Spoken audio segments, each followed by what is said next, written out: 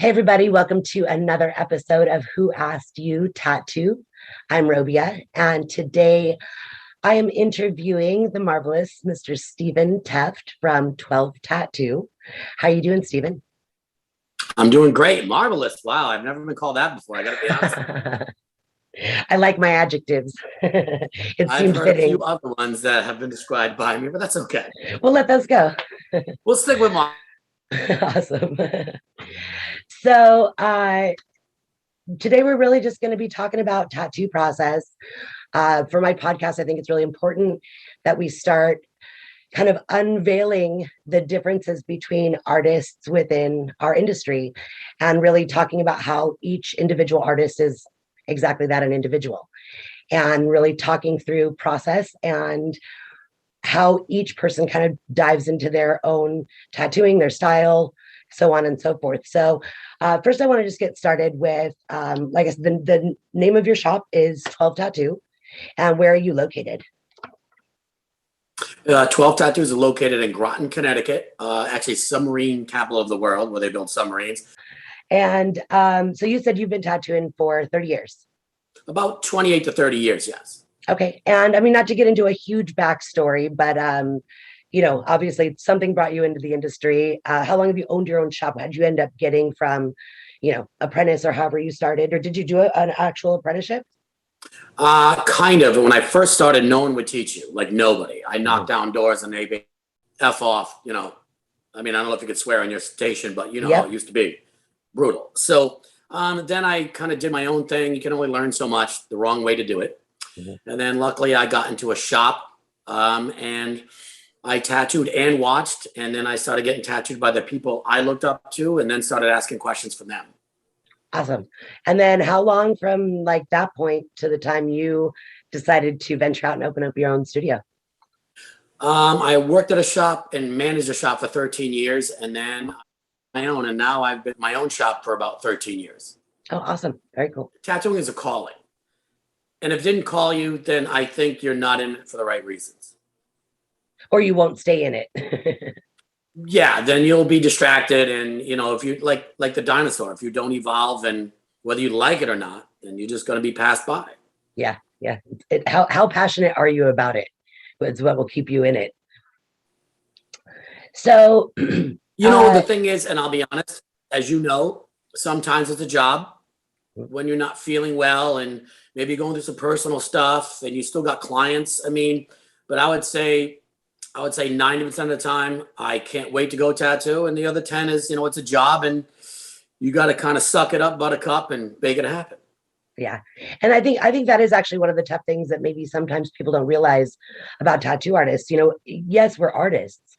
And a lot like painters, we kind of do this maybe from an emotional area. Like we have to really feel it to make those projects really dope, right?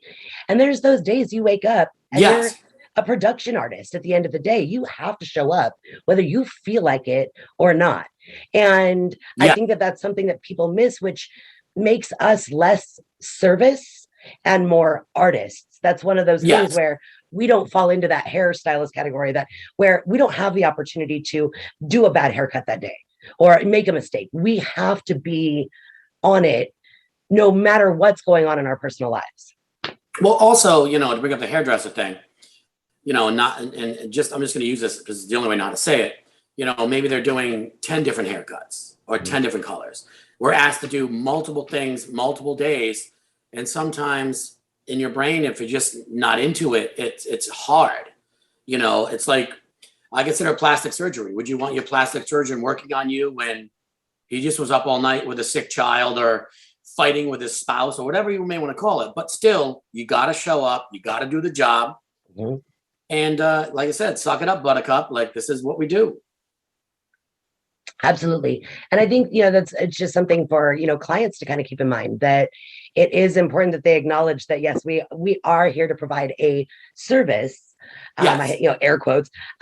We are here to provide a service, but at the end of the day, we are performing a little differently than just somebody who can show up maybe a little hungover. Yes, which is true, and as I say to most of my clients, go to the artist that wants to do what you want done. Mhm. You will get 10 times better tattoo. When I get tattooed, I give them 3 themes and say, do what you do because this is why I'm here. This is why I I don't chose want to you. direct you in your art. Right. These are the 3 things I want to do. You pick out the 3 and do them your way, and I'll get much better tattoo. And speaking of that, that actually leads me right into where we're going. Let's talk about style. Let's talk about, let's talk about your style. And what I mean is just not just the style that you do, but I also want to talk about like names for styles, because it seems to be something that people are really having a difficult time finding artists that they need, right? So I'm looking for somebody who does, black and gray or whatever. How do I get a hold of that person? What do I call this style? So Well, the what do problem you call is, your style? I would say dark surrealism. Okay. You know, realistic with a twist of the dark. Hmm. So, I think creepy things to me are something that's human but twisted, Okay. or something that could exist, but I just make it evil or dark or dead or whatever. But basically, realism. Okay. You So I know, mean, if somebody's, yeah. let's say I'm looking for somebody who does something like you, how do you hashtag your work on Instagram? Because that's one thing I talk to people about a lot is if you're looking to find an artist, Instagram is a great place to do it. And you can hashtag search. So like when I post my stuff, I hashtag certain things. What are the hashtags that you use that somebody could use to find your style? The biggest one I like the most is dark art, hashtag dark art. Because then you Okay. come across amazing paintings, but it's a lot of the other tattoo artists I look up to that do the same. And that's kind of where I got it from, the same style of demons and devils and zombies and, any kind of horror movie stuff. So I think that's the number one, just hashtag dark art or horror tattoos or anything along that line, and you're going to find us. And do you put hashtags on your post about like where you are? You'll name your city, Yes. hashtag tattoo city, that kind of Hashtag the thing. city. I hashtag the actual street I'm on. I hashtag the name of my shop. I hashtag InkMaster. I hashtag, things that I think would help, like the easiest way to get to me, Right. you know. So yeah, if somebody's looking for that dark art style or dark art, hashtag your city name, that kind of thing. Or I do black and gray realism and freehand. Okay. I hashtag a lot because I think that's important. Yeah, that you're actually freehanding drawing your work. So is that something Yeah. you primarily do? Do you almost always draw on the client? And well, first of all, let's actually explain freehanding. Because I hear a lot of people misuse this word. So tell me about freehanding to begin with. Me, freehanding means no stencil whatsoever. Okay. To take a marker and or pen to draw right on the skin, and that's it. Very simple. From beginning to end, no stencils involved. Beginning to end. There's parts where, say I'm doing a geometric something with something else, fine, I will stencil that part. But, freehand. Yeah. Okay. No restrictions. So, got it. And so with that, do you just primarily stick to black and gray? Do you do color at all? And will you add it in as request, maybe a color or that kind of thing? Or do you primarily stick to your black and gray? Most of the time I stick to black and gray, but I'm an old school artist like you. If someone books me for a full color superhero or a flower, I have just as much fun because I don't get to do it a lot. Mm-hmm. I tell a story. I went to one of the first conventions after I won the show, and I did skulls all weekend to the point of nauseum. And I love skulls. I'm covered in them, but I'm like, can someone give me a flower? Because I'm so sick of doing the same thing all weekend. Right. And I'm almost the opposite because I do primarily floral. Right. So I'm like, can I get a black and gray realism? But after a while, because somebody just give me something else. Yeah, totally. We're artists. We need to be challenged. I think not every day. We don't want to be challenged every day because some days you want to walk in and go, I just don't want to be thinking my brain off today. Yeah. And I give such credit to these guys that do these super full color realism and intricates. And I mean, they're tattooing 12 hours. My head would explode. But, feel free to challenge us. Like, let us take your idea and make it our idea as the best collaborative of a tattoo. And I think that that's really important for people to understand. We're talking about style. We're talking about somebody coming to you for what you do. Like you go to the color realism guys. So I talk to my clients a lot about this. So as many years have gone by, there are things that, I think we all started off with flash tattoos and, 100%. little things like that, right? We were all turn them and burn them artists in the beginning, which means you're taking walk-ins, you're doing this kind of stuff, and you're doing anything that people ask of you that's within your wheelhouse because you're hungry and you need the money and you need the practice and you need the art, right? Everything. But as we Yes. grow into our own styles and we find our preferences and we now have created something that we really, really love doing and we're really good at, what are the things that you will no longer do? That you just, no matter what, I'm not doing this stuff. There's not a lot because I still have that old school mentality of if you book me, I'm honored. What I will get you away from is the stuff that's trendy, the pocket watches, the staircases. I had a guy book me for a name. I'm like, sure, man, whatever. You want to pay that price, I'm fine. But I really try to stay away from heavily stenciled, strict, straight off of Instagram. You know what I'm saying? I mean, we've all been through the trends. I've done years of tribal like you and the Harley ones and, the Tasmanian Devils. Like we did that and I'm fine with that. But now that we realized it can go in any direction you want it to, I try to just not do the same thing over and over. And I refuse to I'll just steer them like, listen, that's been on Instagram 1,000 times. You just wrote me the same old picture. I don't want to do that. Right. Let's come up with something for you. Yeah, I'll talk them into that, but different. And anything hate related, I'm not going to do obviously racist, dumb shit or just dumb sayings and just really stupid things I don't like these novelty tattoos. Like, hey man, just throw, I hate girl. I don't know what, I can't even have it. I just won't do that dumb shit. Yeah, right. Where it's like, well, what is this even for? Maybe you'll get a shirt made. Tattoos unless it's a friend of mine. The lip, the dumb. Yeah. Do you have one? Over it. Do you have the inside of your lip tattooed? No. Oh, I always thought it was dumb, and I still think it's dumb. That's funny. I don't get tattoos to have them fall off me, so that's why I don't do that. For sure. It is. I would agree 100%. That is definitely a novelty tattoo. Because when you tell them it's going to fall out, oh, I don't care. Right. Okay. But they do. Really? Yeah. Well, and that's something. Yeah, I ran into that the other week. I was at a restaurant, and a girl. I'm leaving the restaurant. I'm trying to pay. I'm trying to go. And she's talking to me about my tattoos, of course, and she wants to show me her tattoos. And she shows me this tattoo that is going to age horribly. It's a bunch of little line work.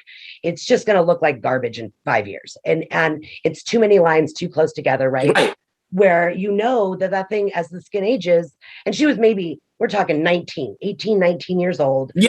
And I said, listen, it's a great tattoo. And it was well done.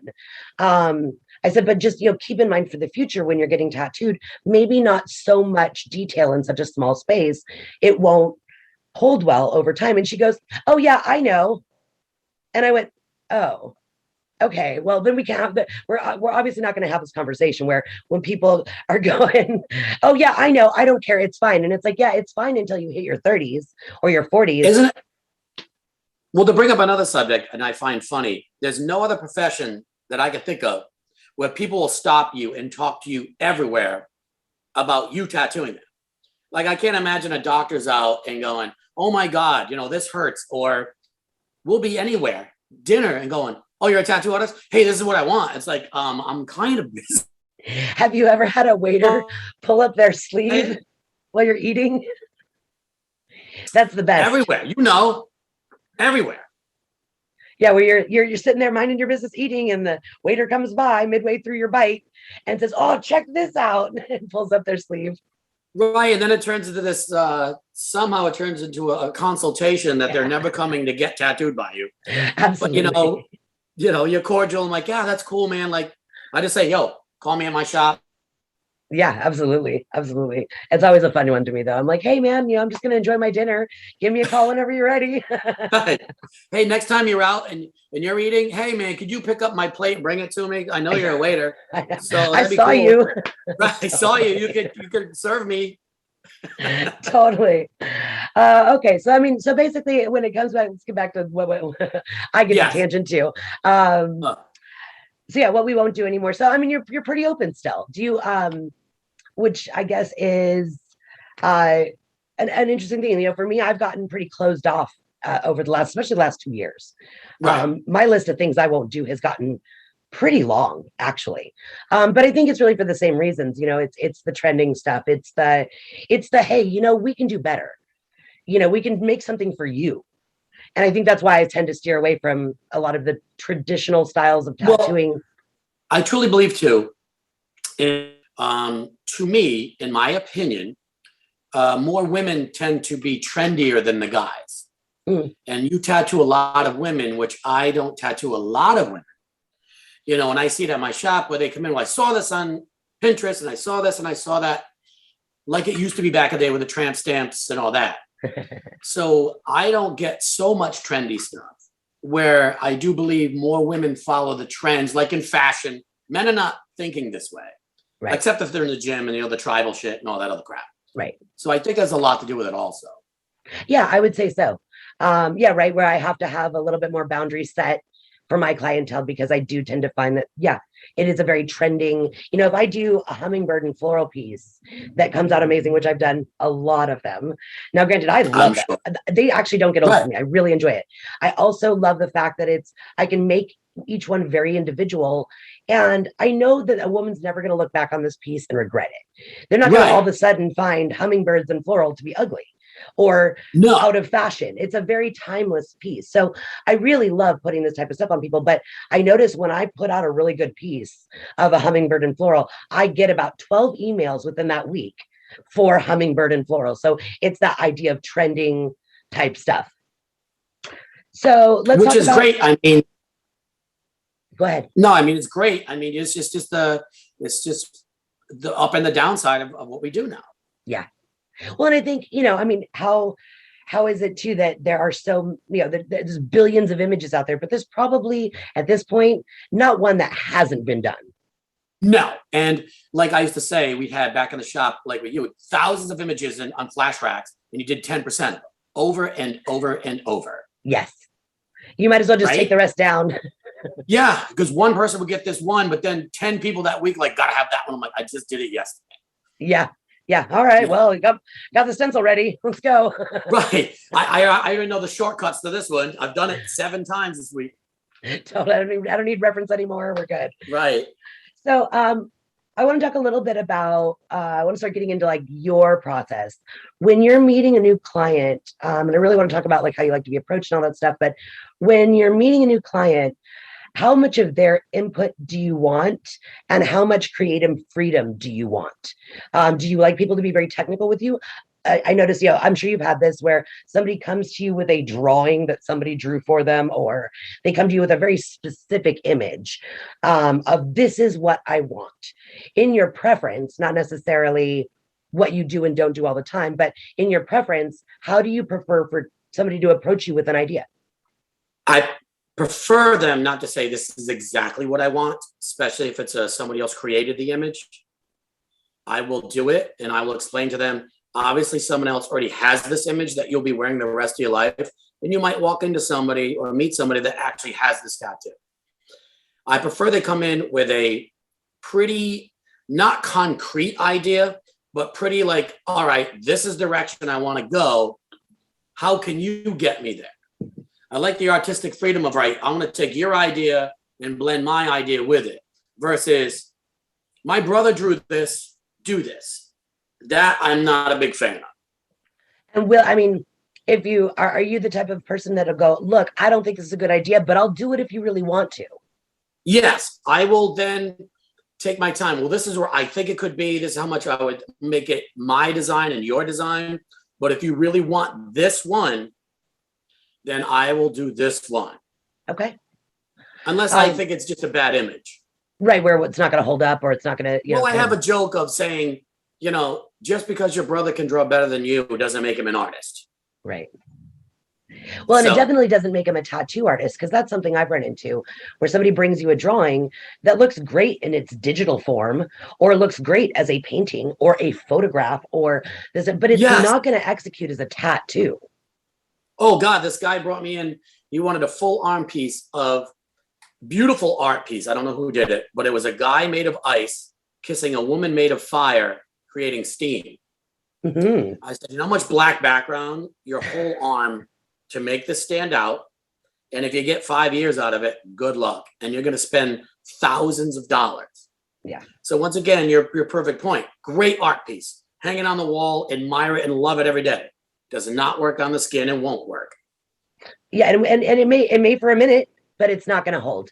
And that's really, I think, what people sometimes fail to realize in tattooing is this is one of the few situations where art will age in a way that it never has before. The painting that's on the wall behind you, you can throw a coat of lacquer over the front of that thing and seal it, and it's gonna stand 100 years at least. I mean, we've seen paintings that have been around forever, right? But That also still look remember, amazing. those paintings are not allowed to be in sunlight. Right. In museums, they don't have windows, have sun beating on them because that painting will go away. And it's even more so in skin because not only are we dealing with sunlight, yes, but the actual aging process of losing elastin in our skin and everything kind of cells, it dulls down every day. And so I think that's a really important message to drive home to our clients that, not every art piece that's going to work as art, especially digital art, where the background is super white or super black. And it's already creating its contrast where nobody is, well, I can't say nobody, but most people are not super white or super black. They're not, they're all sorts of shades. And that's the background template that we're working on. That's the color palette we're now working on. And also, people don't realize paint and other mediums are on top of the canvas, not in the canvas, which dulls everything down. So, there's that whole process there. I think your show is great educating people on let's have realistic expectations. What sucks is nobody's using filters and, and then digitally enhancing.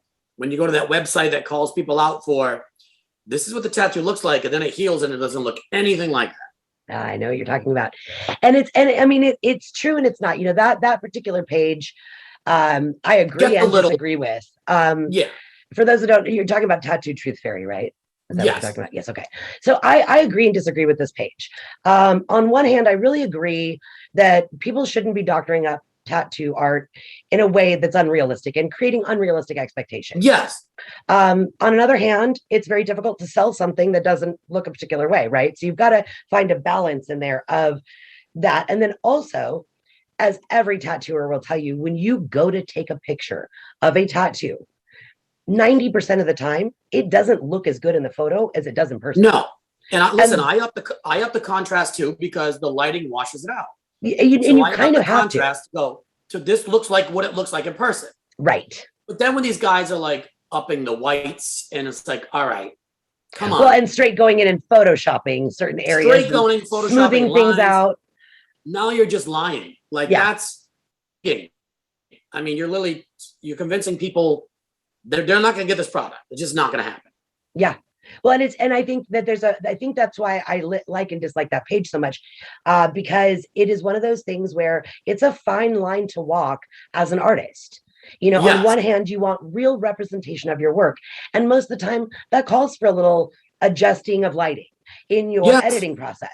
At the same time, you don't want to overdo it and oversell your work. And I think the reality is, at the end of the day, those who are doing that are actually photoshopping their stuff, their clients are going to get there and they're going to get tattooed, and it's not going to come out looking like the photos on Instagram, and they're going to figure it out. I mean, for the most part. So, and again, the healed tattoo versus the fresh tattoo, of course, the tattoo is going to look very different healed than fresh. Plus, too, you don't know what that person did. How many people left your shop? You live in California, ripped off the bandage, went out in the sun, baked that thing, killed it. You don't know. Did they let it dry, really mess it up? That's the whole process. No one said, hey, here's a painting with wet paint. Bring it home. Try not to smudge it. I mean? Totally. There's a whole process to this.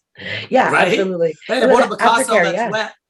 Yeah, I bought a Picasso that was wet and my dog sat out in the car. It doesn't look like this anymore. Well, yeah, you messed it up. Can you repaint it for me? Oh, yeah, that's the other thing. Hey, I messed this up. Could you do it for free again? Yeah, no. Right. Touch-up work. I mean, I think that's a really big one to talk about, and actually that wasn't even totally on my list here, but let's touch on that real quick. Let's talk about touch-ups. I guarantee you. So first of all, do guarantee your work, meaning like I do. I'll tell somebody, look, if you get home and there's some stuff that, maybe didn't saturate as well, or, it's on your thigh and your pants were rubbing it, or one of these types of things where it wasn't necessarily neglect from the person's aftercare, but it's just, sometimes it heals differently than others, and you have them come back. Do you guarantee that and tell them you'll do the touch up for free? I don't say I guarantee my work. I say, if you have any issues at all, hit me up, come in, let me look at what the problem could be. Is it you? Is it me? If it's me, I got no problem. Hey man, you know what? You were bleeding a little heavy in that spot. I knew it was going to be tricky to heal. The bendy spots like inside your arm, the elbows, I said, I got no problem hitting that back up. My work is my work and I want you to have the best work. I mean, you're my walking billboard. Yes.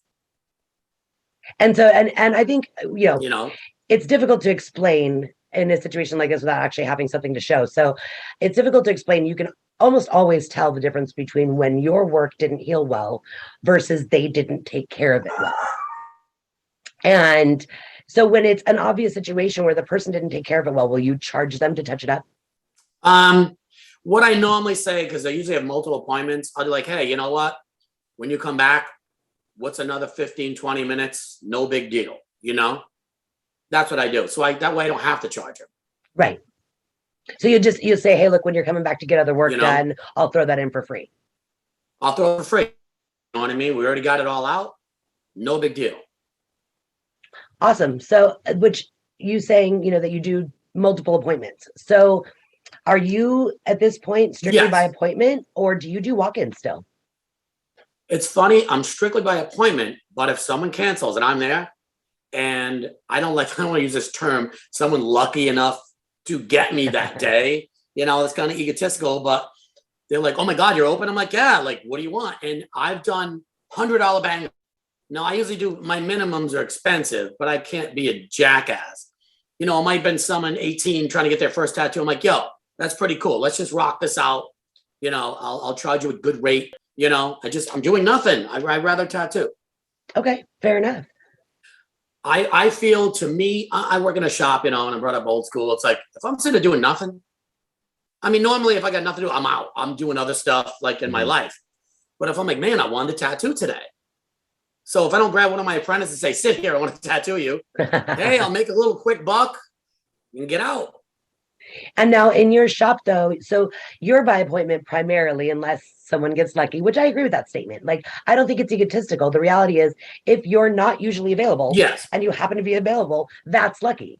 So it's not that you're God's gift or anything. It's just that, hey, you got lucky, man. I happen to be available where you normally would be on a wait list. Normally in June, so I'm pretty booked up, and I'm pricey, why not? But so actually, let's talk about that for a second. How far in advance are you booked up typically? I mean, does it vary for time of year? Like for me, it varies based on the time of year.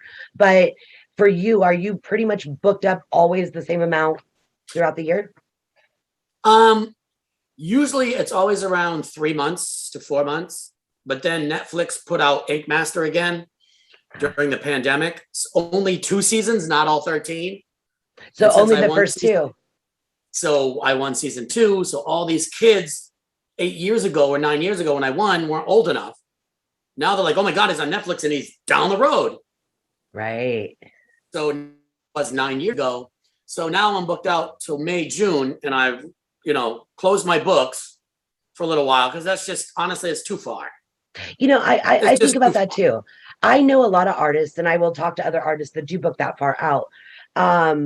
For me personally, 3 months is about where I want to max out, because I'm actually not that great of a planner for vacations and wanting to do impromptu trips. Like I can't wait to talk to an artist who does book out. Actually, I have a good buddy of mine who's I'm going to be doing an interview with soon. He books 3 years out.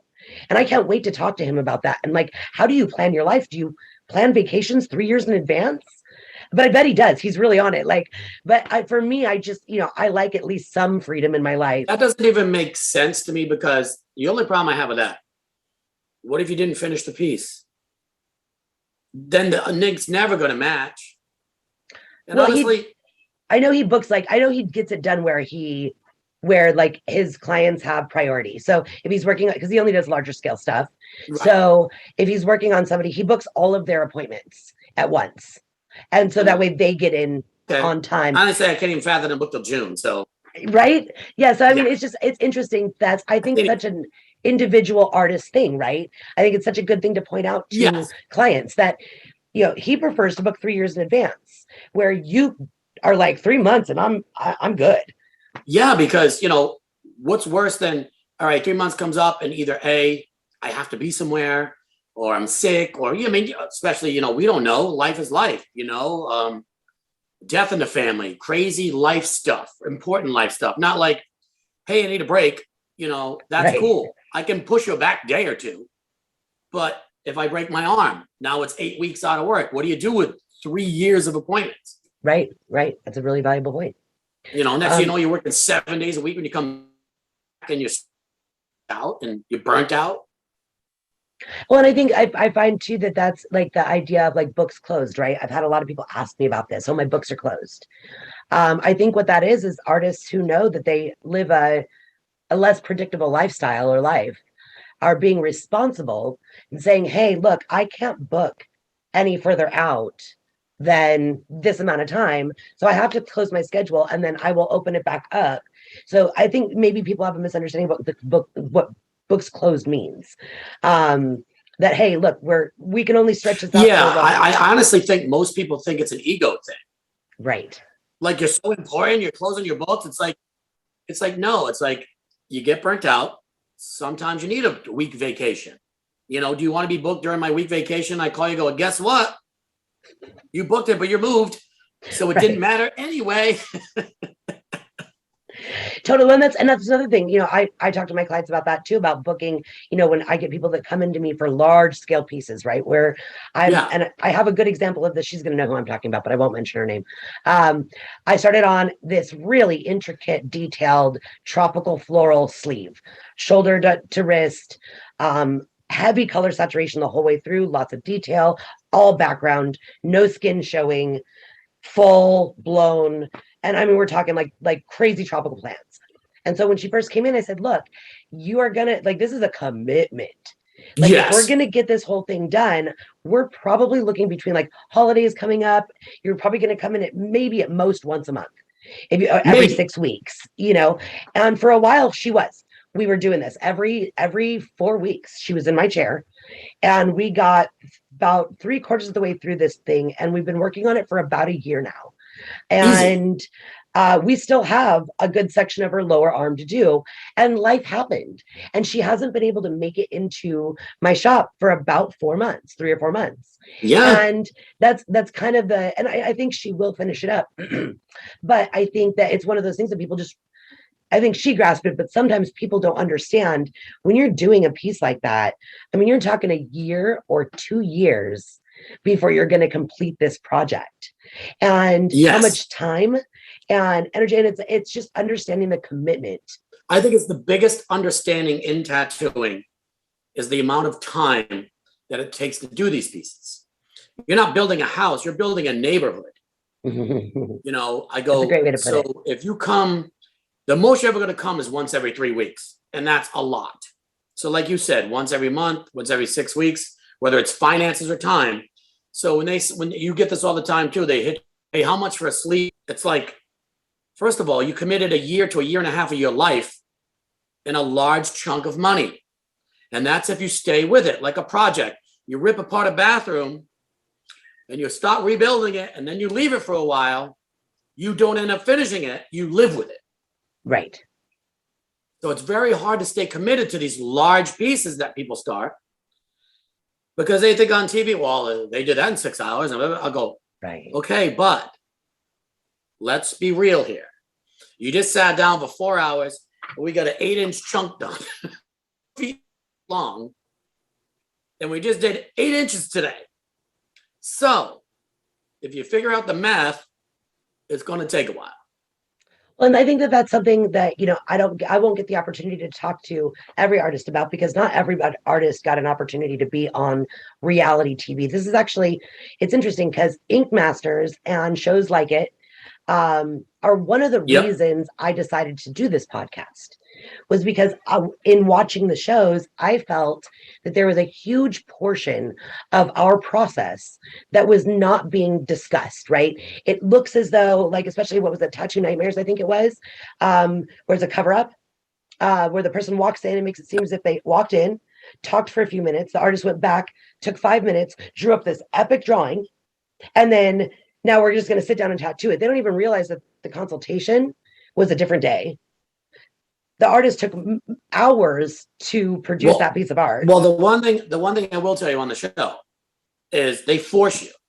The one thing that is real, the show is 99% real. The real thing is time. And if you pay attention, all the judges keep saying, stop trying to do elaborate. Do banger, super solid tattoos you can finish. People get on the show, want to show off, and as far as a cover up, this might take weeks to figure out what we're going to do. Never mind your idea whether it's even going to work or not. Right. On a TV show, you're going to get what I can give you. Right. So in a way, they just fall into the TV thing, but these are things you would never do at your shop. Right, and that's kind of my point. Never, never, never. You would never time yourself and try to beat a clock. On season 2, I got handed a cover up that I literally didn't know what wouldn't even have taken it in my shop, but I didn't have a choice. So that's the difference. I'm forced into doing these things. And I mean, you don't have to answer this one if you don't want to, but I mean, do you think that that's a healthy representation of what we do? In a nutshell, yes. I think what it basically is this. They can't get into the whole process. They give you snippets of the process. You're going to sit down, you're going to have a consultation. Everything's shortened. Your consultation's half hour, less than 2 hours, and then we're going to do the tattoo in 6 hours or less. Because at the end of the game, they just want to see, what does the tattoo look like? It's like this. It's Thanksgiving dinner. They don't show you shopping for all the groceries and the 3 days of preparation. All they say is, show you cooking it, show you eating it. How good is it? So in a way, it gives the average person a peek into our lives, but not all of it. Has that at all negatively impacted the way clients approach you? In a way, I think the positives outweigh the negatives. It made more people aware of the process. Maybe don't know everything about the process because of the variables. You can't factor in all the variables. You just can't. Skin tone, color, where it is, what you want, the style you want it, too many variables. But I do think, like I said, it's in a nutshell. It's kind of like you watch any cooking show. Well, all of a sudden you got to produce a 7-course meal and you got 36 minutes to do it. Totally. It can be done, won't be done the greatest of the greatest. Right. That's the one negative I'll say. The expectations sometimes make people a little unrealistic, but then it's our job to go, listen, this is how the process works. Hence this podcast. Which is when I got presented with it, talking to you, it's brilliant. I think it's really important to kind of break it down and say, hey, yes, I agree with you. I think InkMasters and Miami Ink and all the different ink shows really did our industry, if you will, the best it could have. It took something that was kind of taboo and still had a lot of stigma around it and really showed that it's not just tattoos, it's art. Right? And there's lots of different kinds of it and lots of different people involved in it.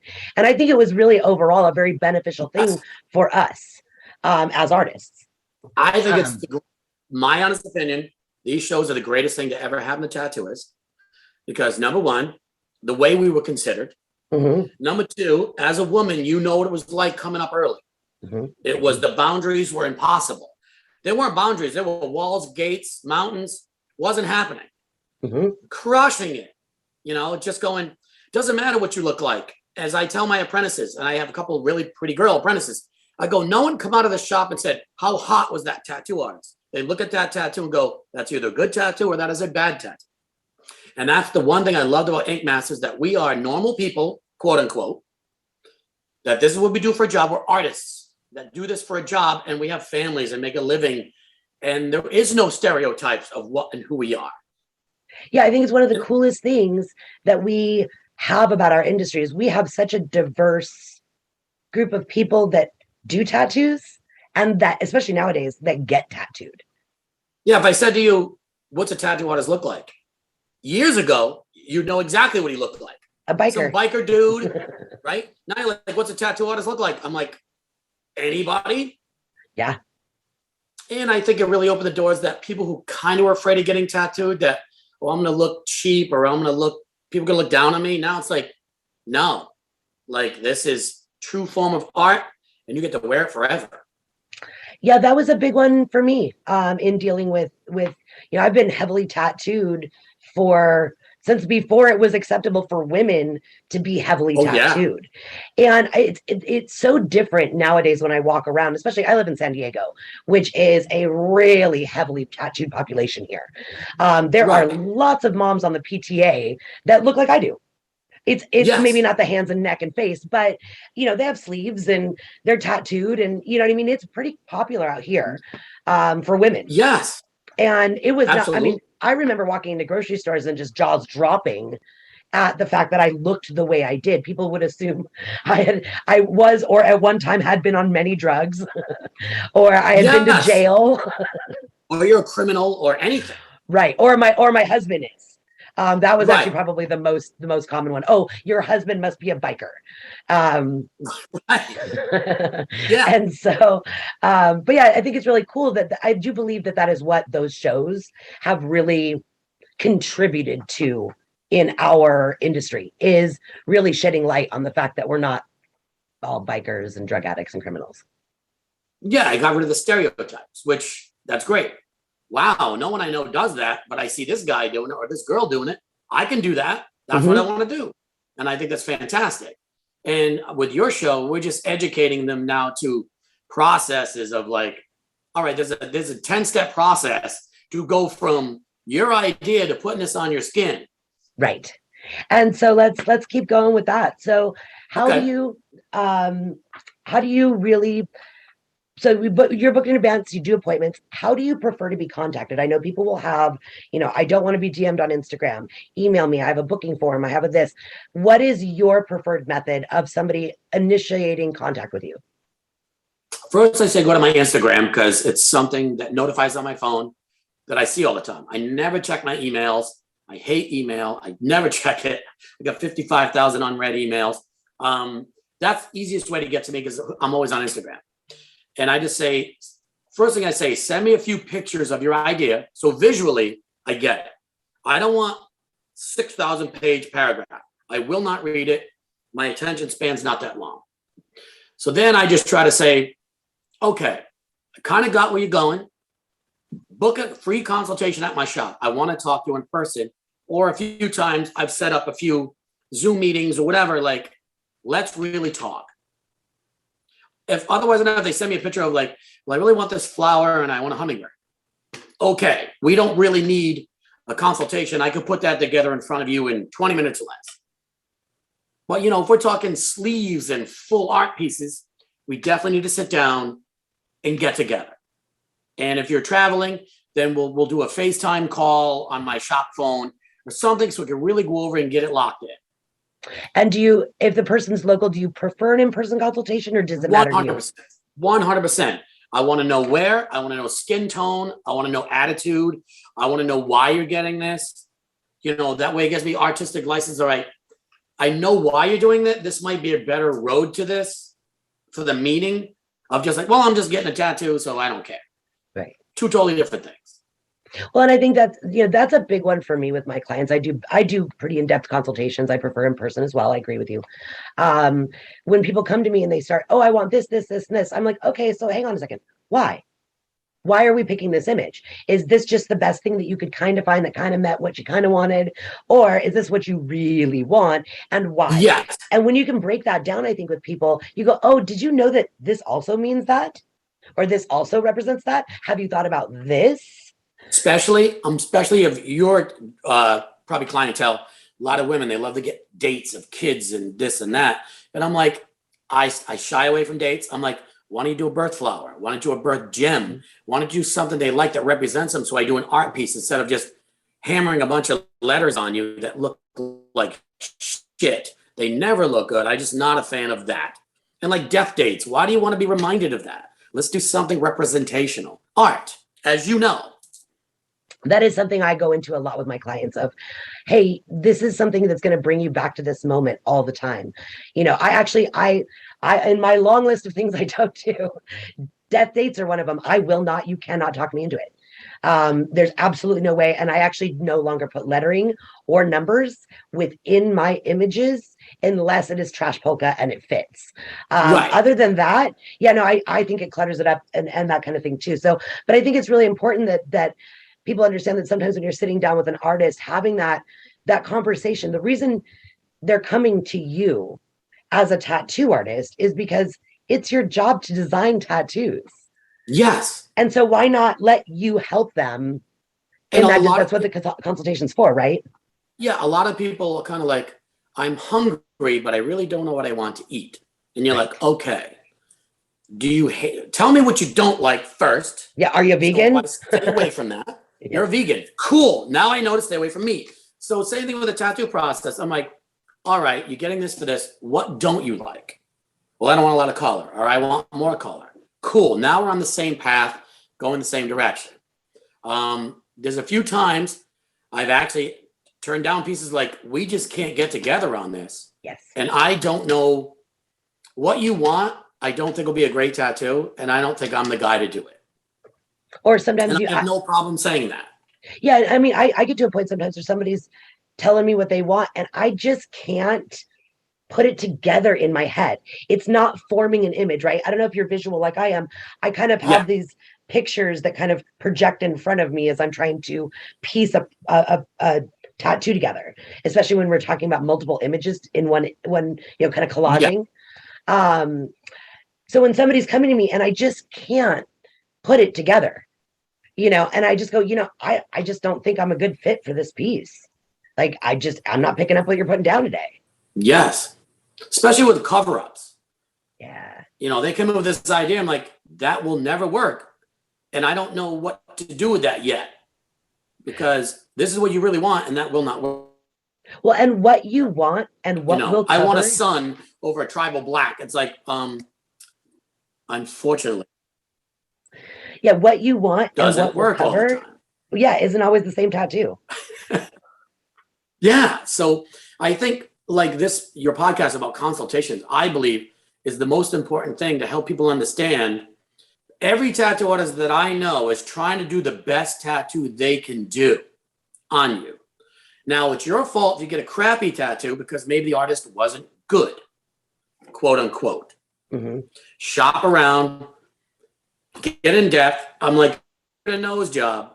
You're going to talk to 4 or 5 different, surgeons, doctors, I hope, and see what the best fit is. Don't just walk down the street going, well, it's open. This is where consultations are the best.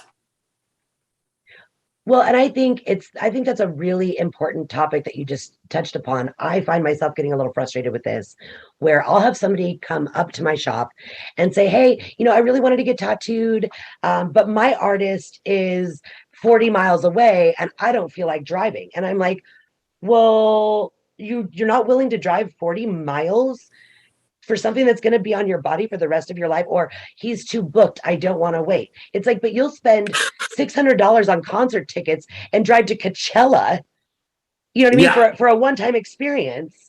But it's like, it's kind of putting your priorities in order when it comes to getting tattooed. It's kind of reminding everybody, we're not hairdressers. This isn't Supercuts. This is not. It doesn't grow back. Like, my mistakes don't grow back.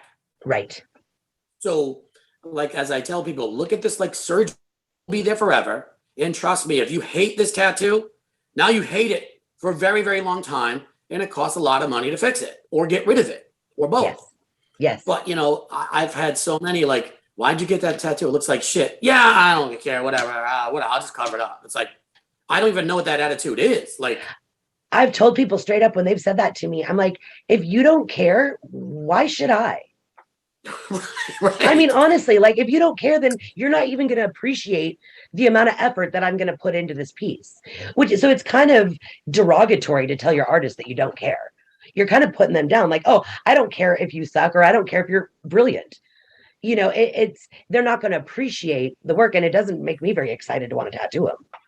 Like what baffles me too, people come in, I'm like, oh, who did that piece? They're like, oh, I don't remember his name. I'm like, so you don't remember the person that you just spent hours with, something permanent on you, but you don't know what the name. Because I know the doctor's name that worked on me, or anything important in my life, I know their names. Yeah, absolutely. Especially when you're spending hours with somebody and probably the kind of money that you're spending, you would think. So I want to kind of lead this one into, so we talked about consultations. Let's talk about some financial stuff. Let's talk about deposits. Okay. So, typically, so we've got our process going here, right? Where, the person contacts you, you like being contacted on Instagram. Yes. So now they've DM'd you, they've sent you some pictures. You guys are setting up a consultation. You do free consultations. I do free consultations. And so now we're at the consultation. We've decided on a piece. First of all, let's talk about it for a second, how you price. Are you a piece price artist? Are you an hourly artist? How do you tend to price your stuff, or do you do both? I usually price by the hour. For me, I'm old school. Some people doing full days, half days. To me, it's all the same. So I take a $300 cash deposit for, and that deposit stays to your last appointment for me personally. If you blow me up, you have 24 hours to 48 hours to contact me. My list is long, so I don't get too fudged up about it, unless something really bad happened, like a car accident or something like that. Sure. Otherwise than that, so you blowing me off, I've lost money that day.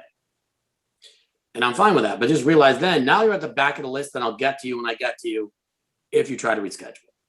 Interesting. So I think for me, if somebody blows me off and just doesn't call, doesn't show up for their appointment, not only do I take their deposit, I will never, ever tattoo them again.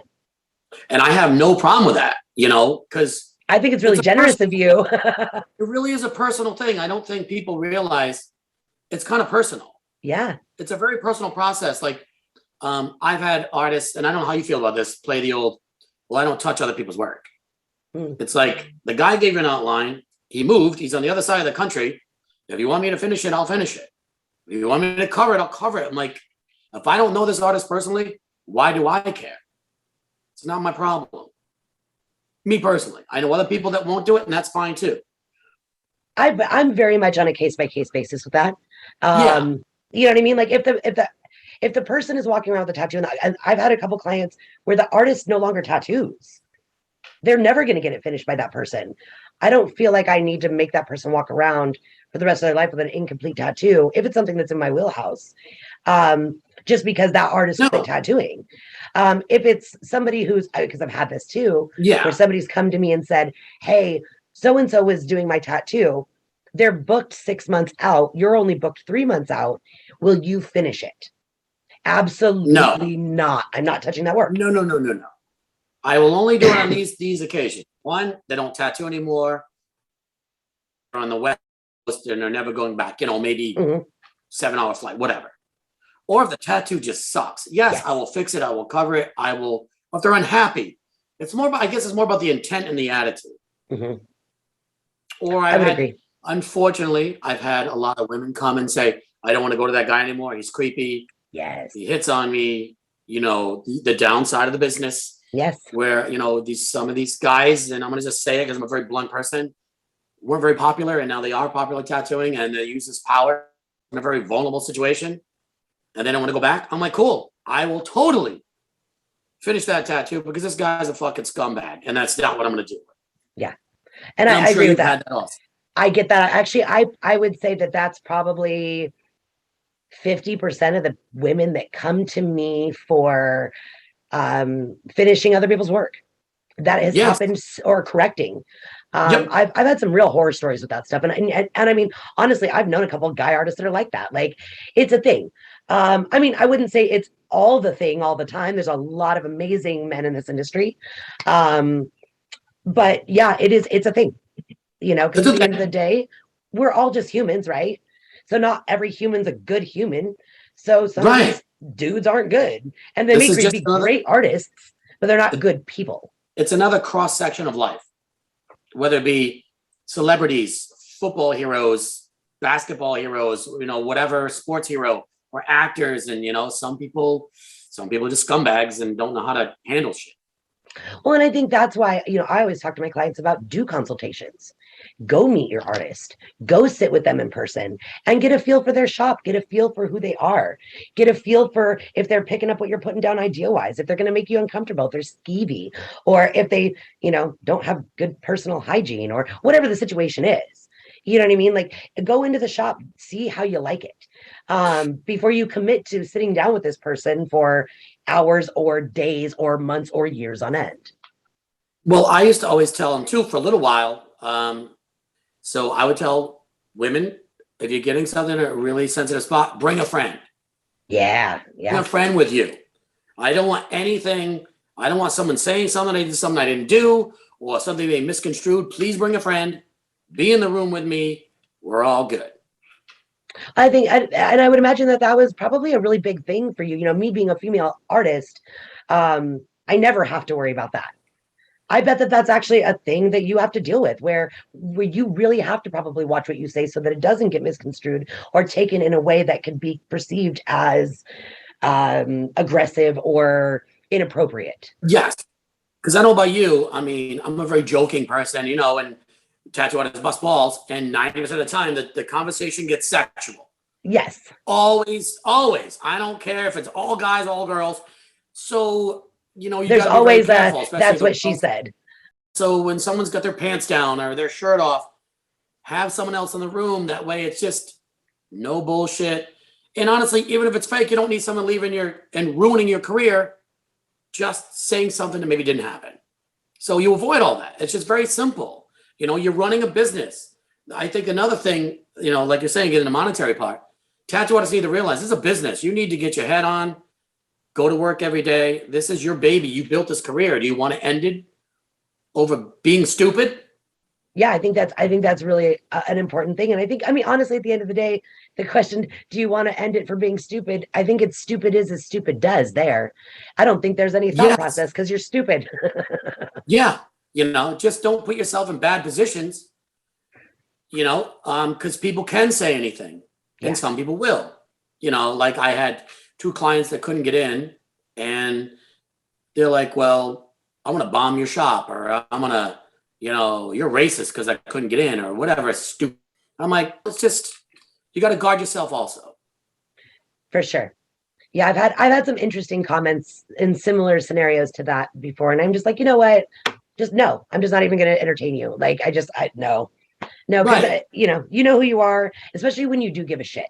You know what I mean? Like, and I can tell that you do. I think actually almost all of us do. Most of us give a shit about what we're doing. Everybody I know that I have either friends with or like met you and we kind of get along and we bond, it's you away from because I just don't like them. Mm-hmm. And I have good reasons. They're just shitty people. Yeah, for sure. And I think that, again, talking about the consultations, I think that's where it's just so important. Go have a conversation with this person before you get tattooed by him. And if you cannot be bothered as a client to take the time to talk to your artist or drive 40 miles or whatever it is, then maybe you shouldn't necessarily even get tattooed. Maybe it's not that important to you. Or maybe you're destined to have a bad experience. Or maybe you just need to go to someone else that's just going to take your money, because that's not what I'm about. Right. Yeah, I'm not just going to take your money. And I've told people, like I said straight up, I go, listen, I can take your money. I said, I'm not going to. This is a bad idea. This isn't going to work. Right. So, unfortunately for you and I, our waiting list is long enough that we can turn some stuff away. Yes. But I remember being in a shop. I mean, if they wanted it, you did it back in the day. Yeah. Where and how they wanted it, but luckily it's evolved. And I'm not against anybody making a living. Like, hey, if the client's that dumb, that's up to you whether you want to take their money or not. Right. And some of us like to sleep a little better at night. Yeah. Well, yes. Like 19-year-olds that want to tattoo their face. Like, no, I'm not doing it. Right. Not. Or, tattooing pregnant women. That's another one. Like, just no, sorry, no, I'm not risking that. No.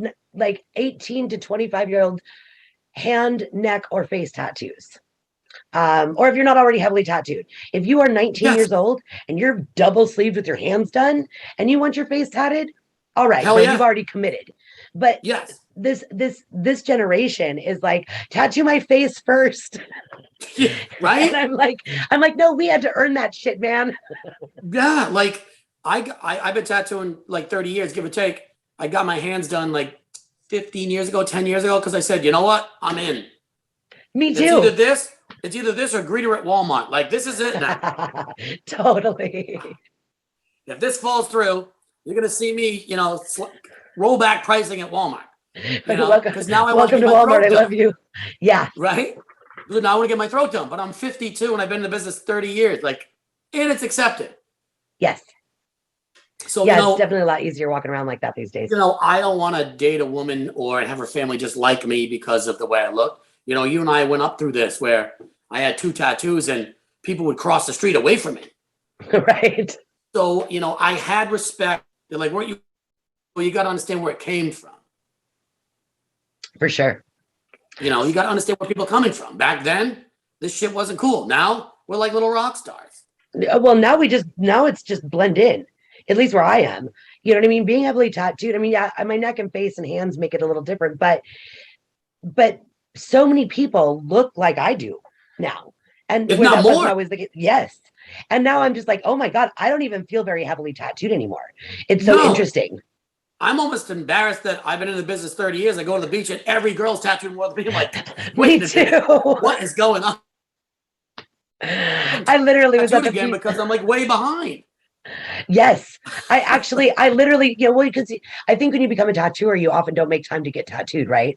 No, I got way more tattoos before I was tattooing than I did since I've been a tattoo artist. Yeah, well, none of your friends want to stay late and tattoo you. Yeah, and you don't want to either.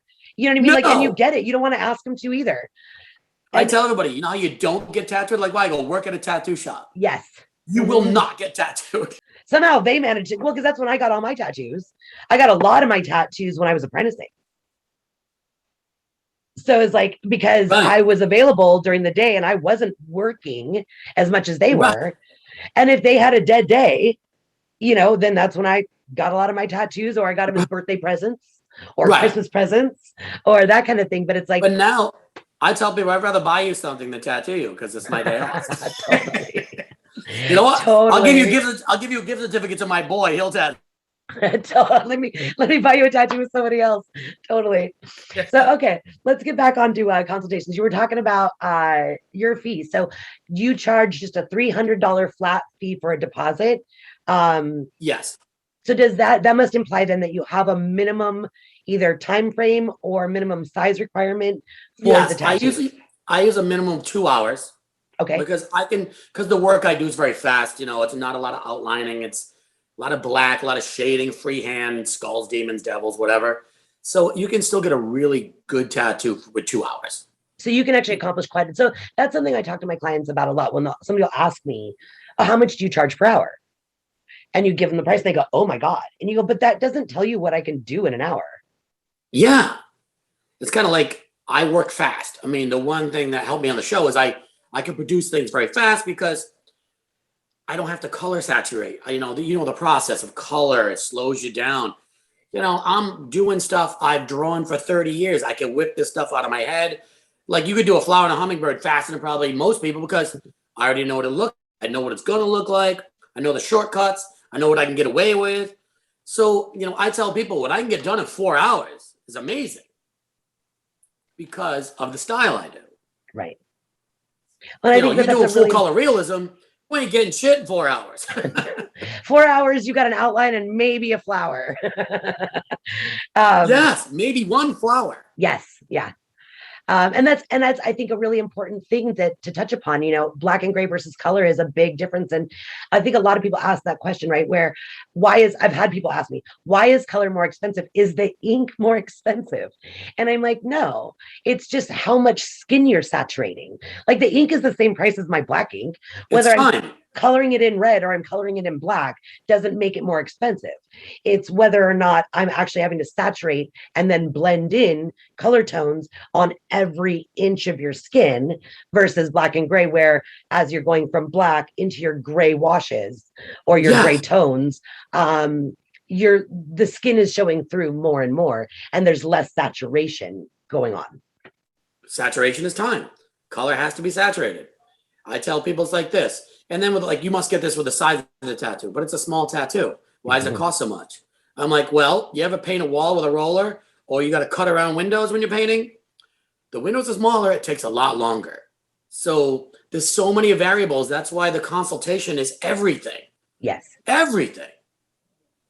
And so that leads us into talking about, what do you charge per hour?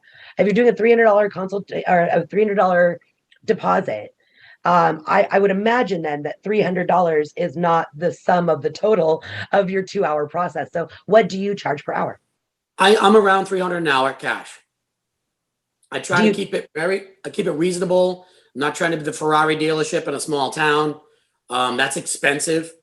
You know, I try to tell the guys that work for me, I go, if the average person brings home $500 to $700 cash a week, that's what the average person brings home. You're charging almost that per hour. So, and I tell people, charge whatever I was brought up a little old school, you know. I mean, if I travel, I charge more. But I mean, I'm having fun. 9% of the time, I'm having a lot of fun. So I'm blessed. You know, I know guys that charge $4,000 a day. Cool. I got no problem with that. You know, I literally don't have a problem with that. You know, well, art is what people will pay for. It goes for antiques. It goes for paintings. It goes for everything. If you find the value in it, that's what it's worth to you.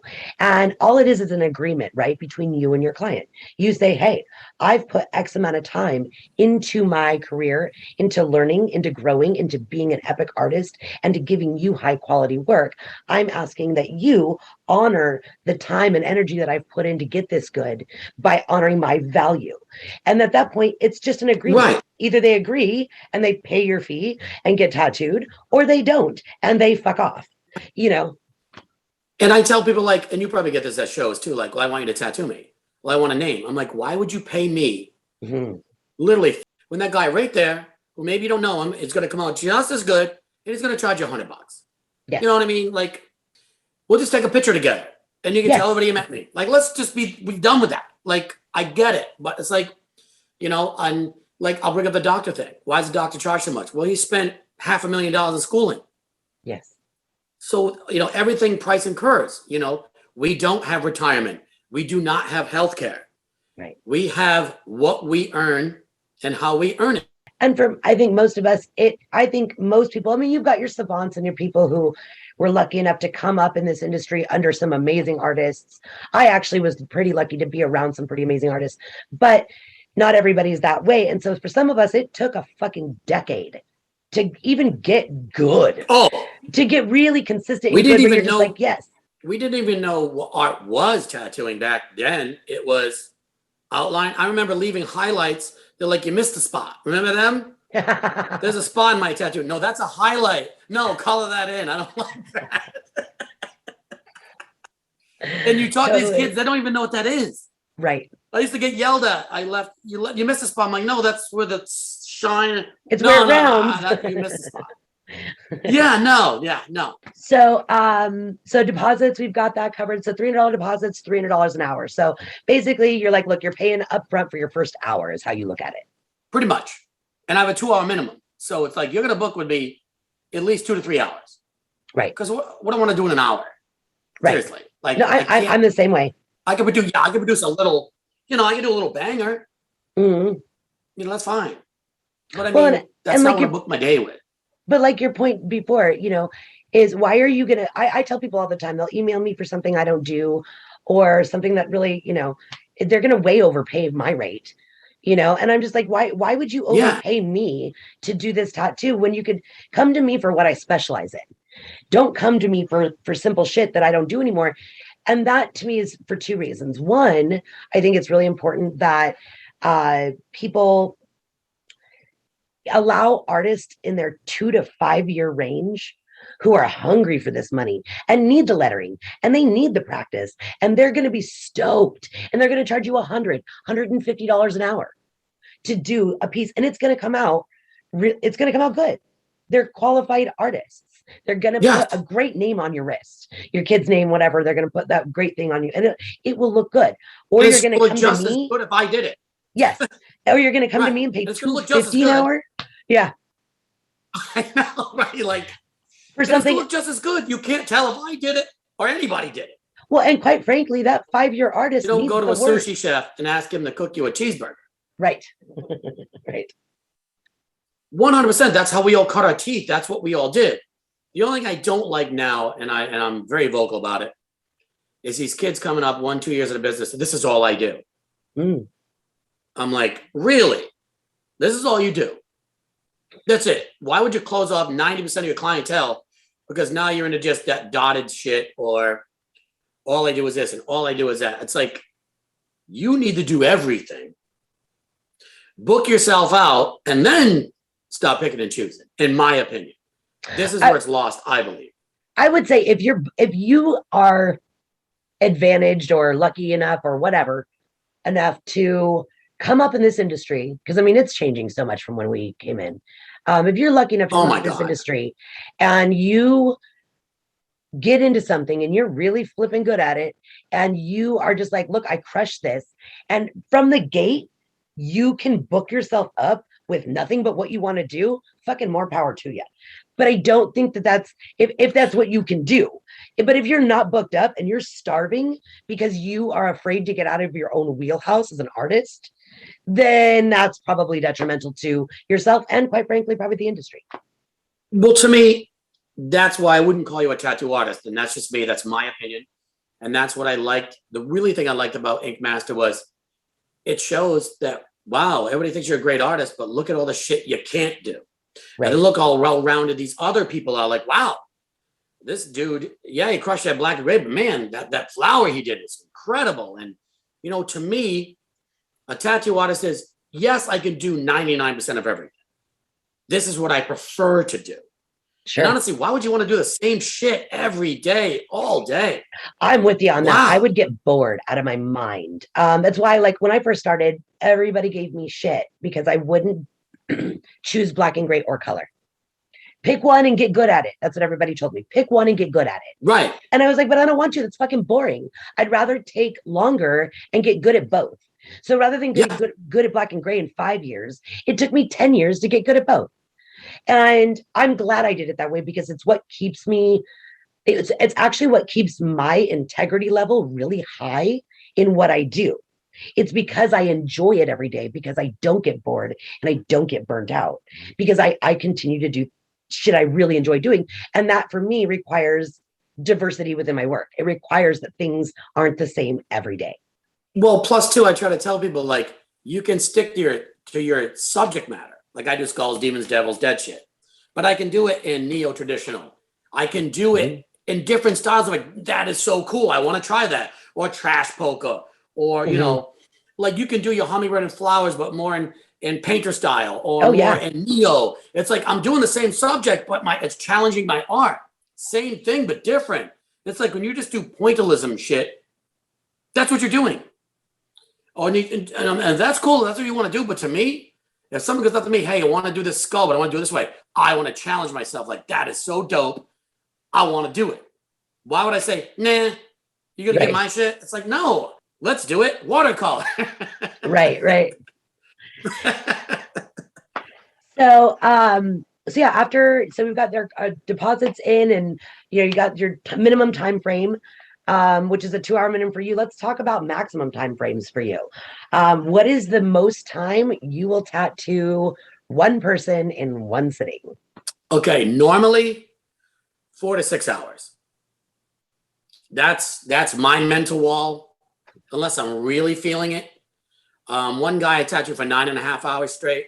Maybe took 2 little breaks. Very rare. That just mentally wears me down. And I don't know too many people want to sit more than that. It's just a lot. It's taxing on everybody. And I feel a lot of the healing's rougher when I tattoo longer.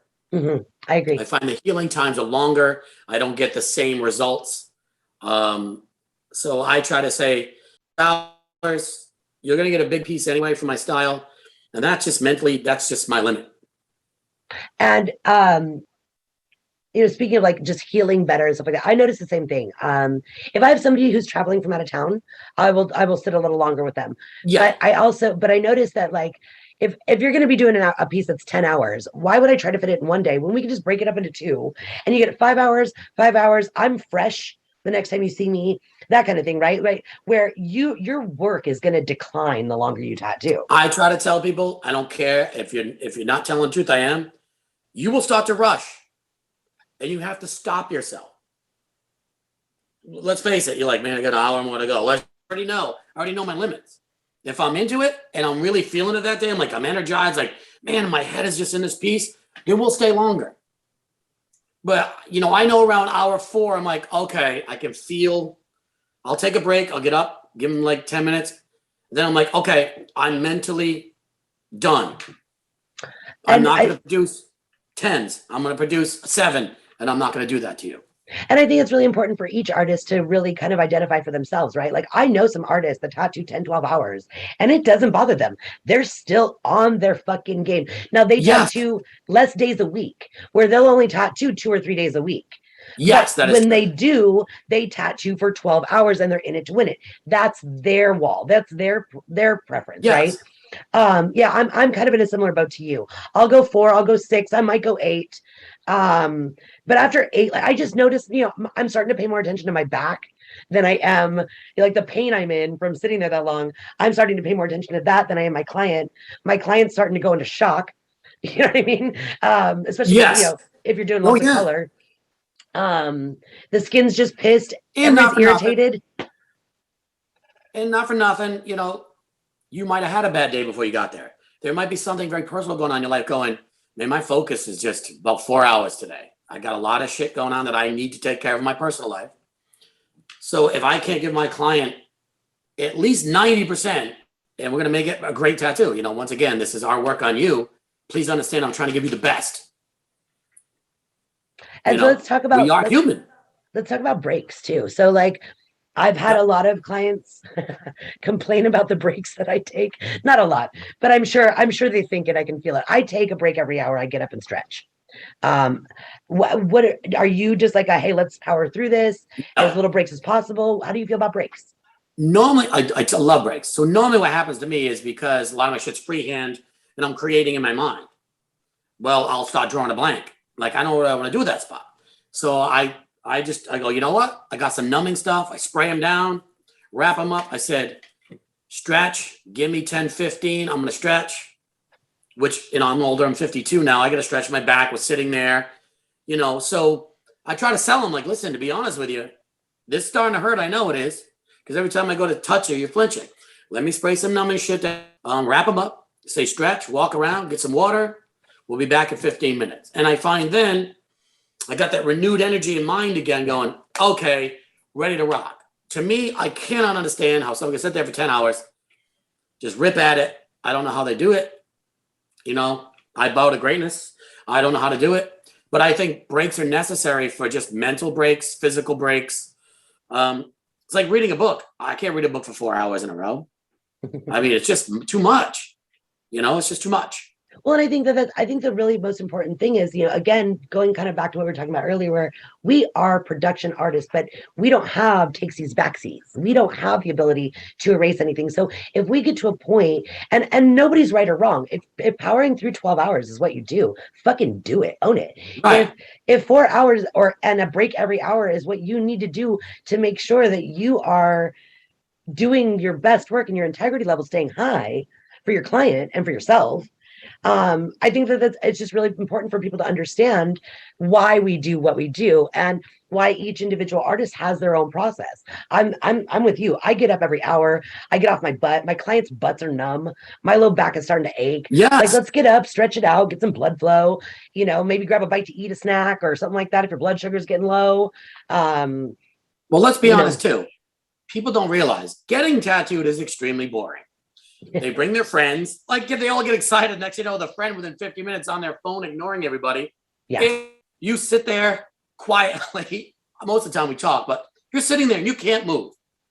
So after an hour or two, you want to get up and move around. I know I do. Yeah. So, and I sell the numbing as like, just let me spray this on you.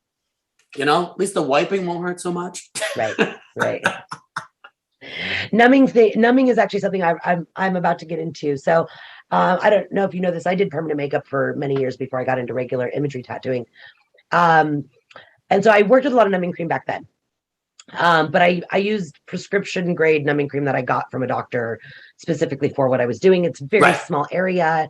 And it's something that, it does I found that it does, or at least what I was using did change the texture of the skin a little bit, but it didn't matter too much because, I'm talking eyeliner and eyebrows and lips. It doesn't really matter too much. I've now, and I know that the numbing cream industry has come a long way. Now, I come from this old school mentality. I don't know about you, but that tattoos are something you earn, right? So yeah, it's gonna fucking hurt. Your first couple. Yeah. I won't let people use it. I'm a dick like that. I'm like, I'm not giving you numbing cream for your first one. But there's some artists I know that the way that they tattoo. I personally used it. Go ahead.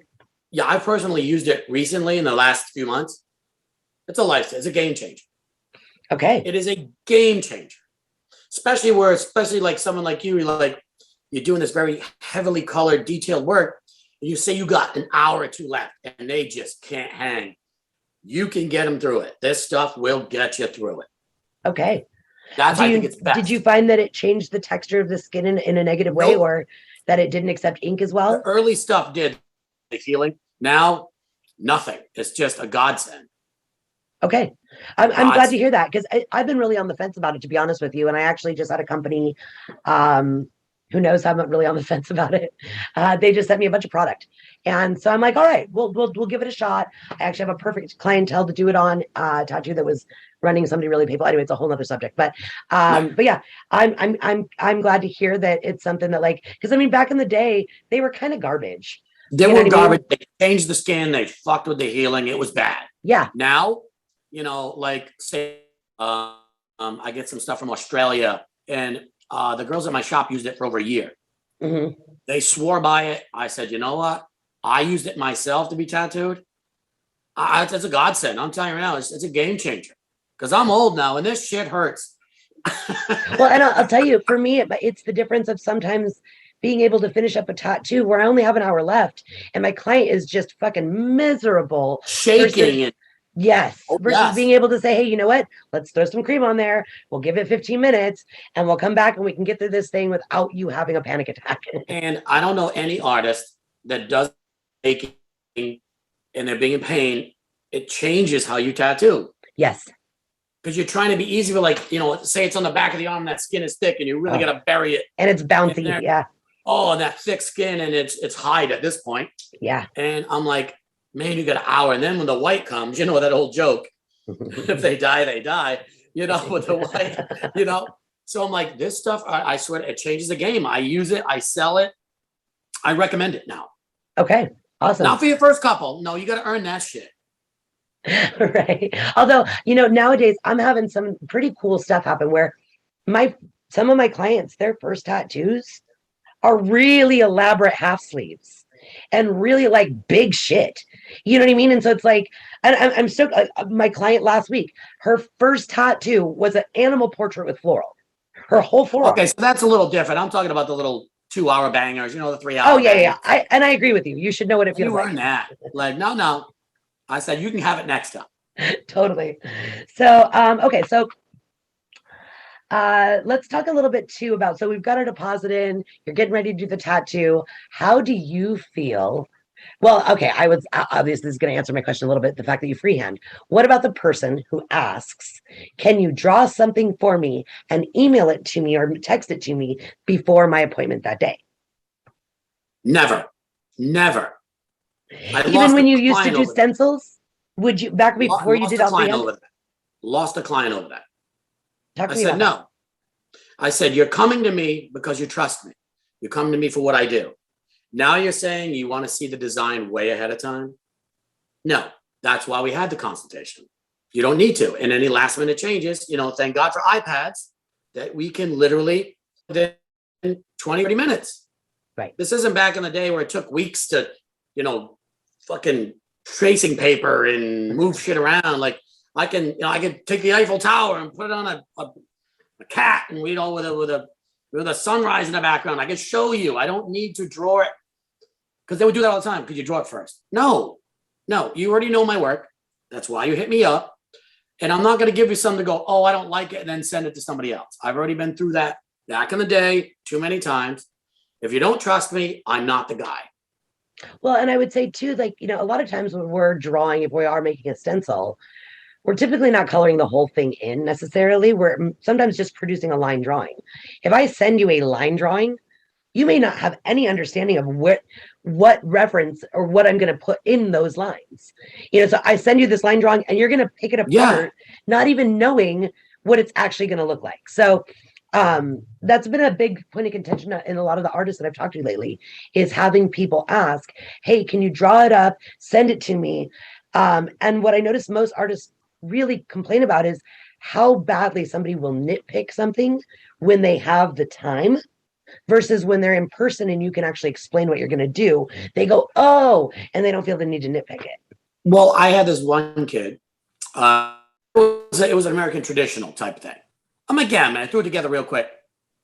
He liked it. Well, I got to show it to my family. Then it turned into this whole thing. Well, they don't like this. It was his first time to go, you know what, bro? Be totally honest with you, man. I go, I'm not the guy for this.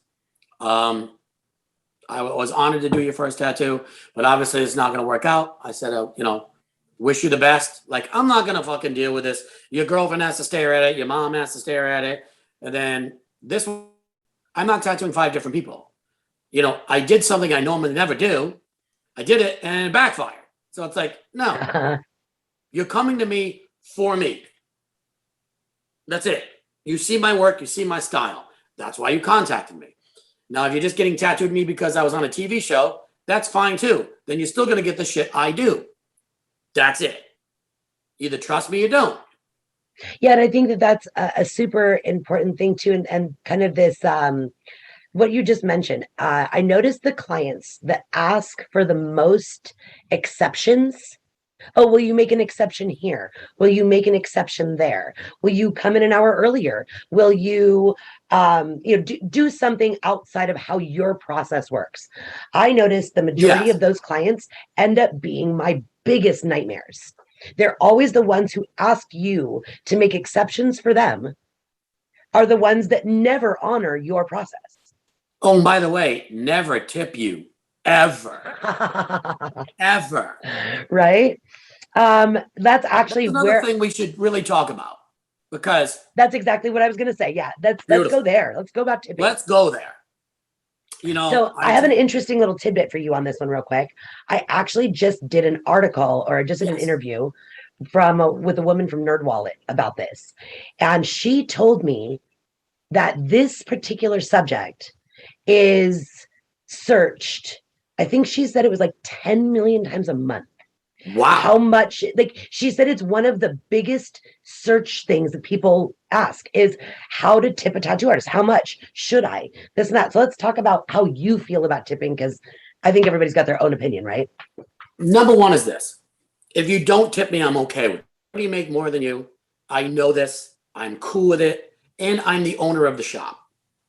So tipping makes us feel better. We feel very appreciated. And I think it's great. And usually if someone tips me like $100 or something more, I'll throw them a free t-shirt. Like, I want to give you something back. I appreciate it. Now, also realize what a pain in the ass you've been, or how difficult you've been. And maybe you want to up your tip if you've been just a jackass. Like, let's not be ignorant to what you've been to me. Totally. Respect it. But it just seems like the people you bend over for, like, I'll come in a little early. Or, I'll come in late. I'll change my schedule. Those are the people that don't appreciate it. Mm-hmm. So, I don't know how you feel. I mean, I had a girl. I was actually in Buenos Aires. And she was a big fan. And she sent me this big elaborate piece. I mean, this thing was this big of a tiger and a blah, blah, blah. And I said, yes, I'll do that for you. She comes up to me. She goes, I saved of $96 US. I said, I can't do that on you because that's like 6 hours. But I did a nice 2-hour killer piece on her, for that 96 bucks meant more to me than any amount of money anybody's ever paid me, because I knew what it meant to her. Right. And she mustered up $3 to tip me. And once again, I was like grateful. Right. And to me, I don't expect that we make really good money. The rule of thumb, if the owner of the shop is not supposed to get tipped, that's the the moray of it with hairdressers and everything. I love tips, obviously. It just makes me feel appreciated. Mm-hmm. But I think the amount of tip needs to be how difficult you were. How difficult did you make this process? Realize what a dick you were and tip accordingly. Right.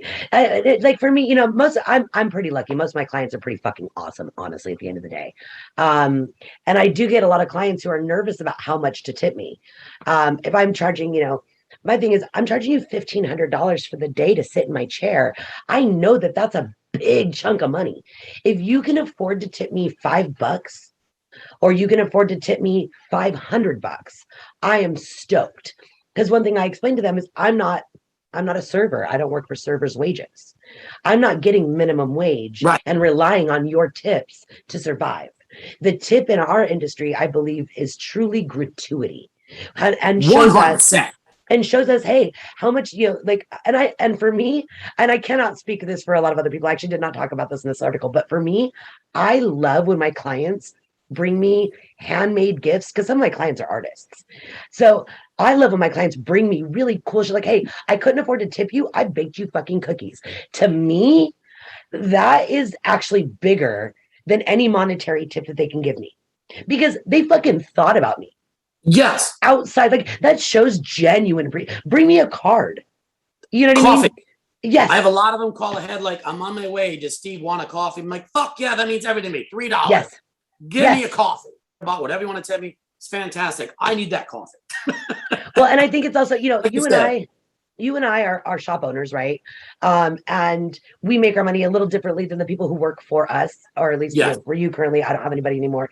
But I think it's also really important to talk about the ones who are charging $100 an hour, the ones who are charging, $50 an hour, or, well, I don't know anybody charging 50, but $150 an hour, and they're paying the shop a percentage or a booth rental fee. So they're not making all that money. I think when you're talking about, so I think it's really the difference. I think it's really the difference in having people understand who you're getting tattooed by. Are you getting tattooed by an InkMaster who is booked months in advance and who picks and chooses and charges $300 an hour? Or are you getting tattooed by the 5-year artist who's got no notoriety, is working his ass off every single day, making 50%, maybe 70% of his income, or is paying a high booth rental to be there? And how much is that person actually making? So how does the people in your shop feel about that? I guess my rule of thumb is this. If you had a good experience, tip. If you had a great experience, tip. At the end of the day, they're there to do a job and they gave you a tattoo. But if they made that experience, or you're like, wow, I can't wait to come back, then I would say definitely tip. $5, $10, whatever you got, no one cares. But if you had a good time, show your appreciation, because that's what it's all about. Well, and I think it's okay to ask. I think, I don't know how your artists feel, but I mean, don't you think most of your artists would, if the client's like, hey, how much are you actually making off of this? I think most artists will tell you, and then you can go, oh shit, you're only making blah, blah, blah out of this much. Well, shit, let me throw you an extra 20 or 50 or whatever it is. But I wouldn't even ask that, because some people are uncomfortable with that. I would just be like, you know what? I had a great time. You made this experience awesome. Here's $20. Here's $5. Here's, whatever. Or if you can't afford to tip a lot, maybe just say that. Like, hey, dude, like, I really appreciate you, but all I got is an extra 10. And everybody's grateful. I've never met one person not grateful to get, like I said, I got $3 and it meant so much. It's the intent. It made me, if I make you feel special. Yeah, absolutely. They don't need it either, but it's just so nice, Who doesn't? Well, I think it does show that kind of appreciation. It's kind of like when you go to a restaurant, you're leaving 20%. I just leave it easy because it's the easiest math. 18, fuck it. 20%. But if the waitress was dope and she made my experience awesome and, and went over above, God, I'm going to really tip and make her feel special. So I guess my rule of thumb is don't go into it with an idea of tipping, but man, if they really just major on day great and you love the experience, show some appreciation. Yeah, I agree. I agree 100%. So let's talk a little bit about just a quickie on this, just some aftercare, Okay. because I think that's, everybody's got their own opinion, and Yep. I don't think everybody's right or everybody's wrong. I think there's more than one way to skin a cat or heal a tattoo. Yes. So talk a little bit about what you recommend, or do you use like Sanoderm? What products do you recommend? How do you wrap that kind of stuff? I only use Santa spots, or if I do full color, like a lot of full color, most of the time I just, tell them wash with cold water and soap, don't go crazy, any heavy perfume soaps, but soap is soap. It's all antibacterial, come on. We've been tattooing for 30 years. We use a dry heal shit. You know what I mean? Now it's like, I say, put on some ointment, either an Aquaphor or I use H2 Ocean. I like it. Everybody has their own, whether it's Bag Balm or, all these other, there's a million of them out there. Mm-hmm. There's no right or wrong. And I say, make it shiny. Don't glob it on. Let the skin breathe. I do recommend, I use cheap saran wrap 3 nights. Interesting. Put it on very wet thin. heal. Go to bed with saran wrap on. You're going to wake up. It's going to be gooey and ooey and shitty. Wash it off. Let it breathe. Shiny 3-4 times a day. After about 3-4 days, let it ride. Stay out of the sun. Don't go swimming. But I mean, Sanoderm I like. But the problem is if it really pulls up the first couple days, or Tegaderm, whatever, then they got to peel it off and, blah, blah, blah. We're in the tattoo industry. If it starts to peel, we rip it off and put a new piece on. You know what I mean? Right. But to me, it's a cut. It's a big scrape. Just take care of it. Don't let it dry out. That's all I tell them. Do not let it dry out. The rest is easy. And I think I love hearing this from you, because I actually recommend almost the exact opposite, which I find is really interesting. And you seem to have marvelous results with what you wouldn't be recommending it if it didn't work, right? I recommend more of a dry heal, where I'm like, look, don't put too much shit on your tattoo. It's better off being dry than it is being wet. So, and they both work.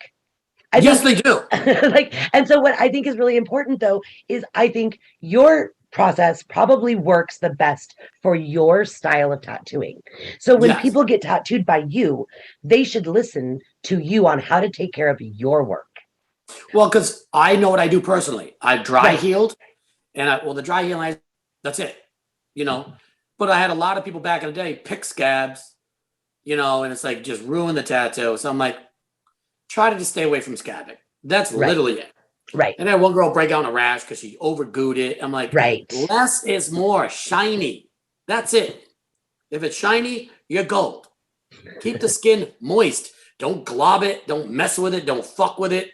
Like, just leave it alone. Just. Well, I think that's the hardest thing, right? Because I think people, it's like people who love their plants too much. I don't know if you know people like that. Like I have a lot of plants in my shop, so I talk about plants a lot.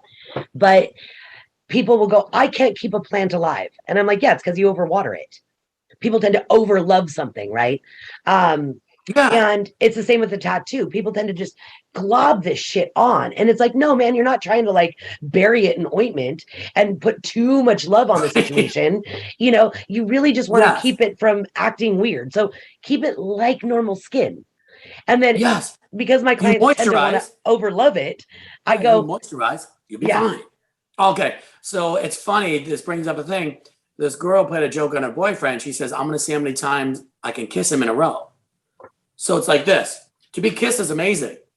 But she kissed him for like 5 minutes and said, yo, like, get the fuck off me now. Like, what are you doing? So that's just relatable to, it's like, hey, a kiss is cute, but kissing me every 3 seconds, like, yo, like, not even it's annoying. It's too much. It's too much. Stop it. Right. I think it's one of those things too. I think really just think kind of like understanding our artists' personal process and respecting that. I really think you should honor and respect the artists telling you what aftercare is. Or if you're heavily tattooed enough and you know your own body, then you can take care of it how you know your body does well with it. Well, I tell them too. I said, your tattoos look great. So whatever you've been doing, just do that. Just do whatever you did. Like, how do you heal? I'm like, well, yours look good. They're all nice. So whatever you've been doing, just do that. Because I don't know if you're allergic to, I remember back in a while, tattoo glue was out. And then people became allergic to a bunch of products. So I'm like, listen, it's different for everybody. You know your skin. These are my recommendations. And if you start to have a problem, let me know, call me or send me a picture. Right. And I'll either tell you 9 times out of 10, you overdid it, you're killing it, wipe it off, dry heal it from here. Yes. And I think that's the most common thing I get when somebody sends me an image and they're concerned about their tattoo. 90% of the time, they're over loving it. Ointment rash. You got a nasty ointment rash. Yeah. Oh my God, my tattoo's killed it. So now we're going to unkill it. Yeah, totally. So I want to ask you, I think one of the most kind of the ending question here is if there's one thing that every single person you've ever dealt with that you wish they had known before, if there's something that always kind of comes up where I wish my fucking clients knew this before they contacted me. Okay. Or something that you think is really important for clients to know before contacting you or any artist. It's going to sound a little cheesy, and you will relate to this, I think, more than people new in the game. You really don't know how much that you trusting me with your skin for the rest of your life means to me. Like, I know I don't show it all the time. We get busy, and sometimes maybe we're acting like we blow you off, or we don't get back to you as much as we should because we're busy. But please understand from the bottom of my heart, and I know the appreciation and the trust you have in us to let us do what we do is fucking amazing. We truly lived blessed lives. Don't get it twisted. I mean, sometimes we're a little irritable and, and maybe we don't want to get back to you as much because my girlfriend's being an ass or whatever. Maybe, I'm in a fight with somebody. But I just want them all to know, whether it was the name I was learning on or that little Tasmanian devil I did for the 50th time back in the day, all meant something and got me to where I am now. I'm still very appreciative. Like, it's not just a job. Even though it comes off sometimes that way, it really isn't just the job. And not to sound cheesy and, but like it's that. True. I mean, I find myself feeling cheesy too when I post on Instagram and I thank my client for their trust.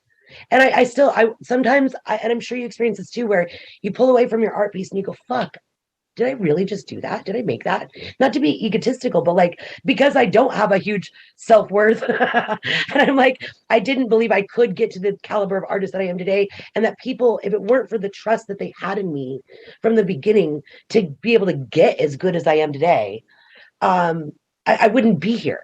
If it weren't for my clients paying my bills, I wouldn't be here. And so when we say, thank you for all your trust, it's not just a saying. I think that's a really great point to talk about. Like, nothing is more proud of when you see a tattoo you've done 20 years ago, 15 years ago. Then we'll go, I still love this piece, man. I think about it all the time. You're like, wow. Because, people don't really realize, maybe like a doctor, I keep bringing it up. We have similar, they trust you for the rest of their lives. They're trusting you.